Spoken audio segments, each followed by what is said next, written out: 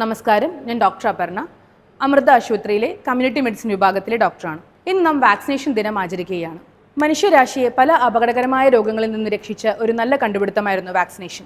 Vaccine എന്നത് നമ്മുടെ ശരീരത്തിന് രോഗങ്ങളെ നേരിടാൻ മുൻകൂട്ടി പരിശീലനം നൽകുന്ന ഒരു സുരക്ഷാ കവചമാണ്. ഒരു രോഗാണു നമ്മുടെ ദേഹത്ത് വരുമ്പോൾ വാക്സിൻ നമ്മൾ ഓൾറെഡി എടുത്തിട്ടുണ്ട് എന്നുണ്ടെങ്കിൽ പ്രതിരോധ ശക്തി ഇരട്ടിയായിരിക്കും. ഇന്ന് ലോകത്ത് പല അസുഖങ്ങളും നമ്മൾ വാക്സിൻ വഴി നിയന്ത്രണ വിധേയമാക്കിയിട്ടുണ്ട്.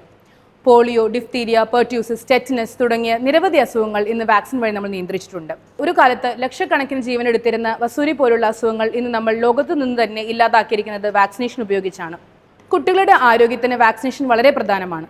ഒരു കുട്ടി ജനിക്കുമ്പോൾ തന്നെ നമ്മൾ ഹെപ്പറ്റൈറ്റിസ് ബി, BCG, OPV തുടങ്ങിയ വാക്സിനുകൾ നൽകുന്നു.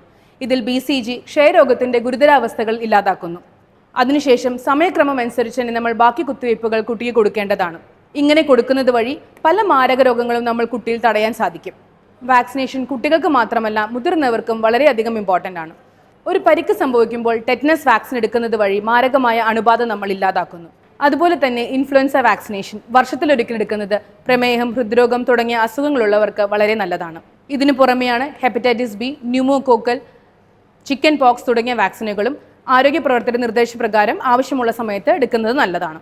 വാക്സിനുകളെ കുറിച്ച് പല തെറ്റിദ്ധാരണകളും ഇന്ന് സമൂഹത്തുണ്ട്. എന്നാൽ ശാസ്ത്രീയമായി തെളിയിച്ചിരിക്കുന്നത് അത് വളരെ സേഫാണ് എന്നതാണ്.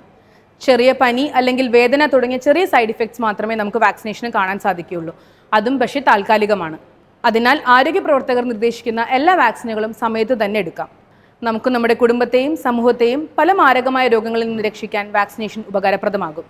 ആരോഗ്യപരമായ ഒരു സമൂഹത്തിനായി നമുക്ക് വാക്സിനേഷൻ ഉറപ്പാക്കാം. നന്ദി.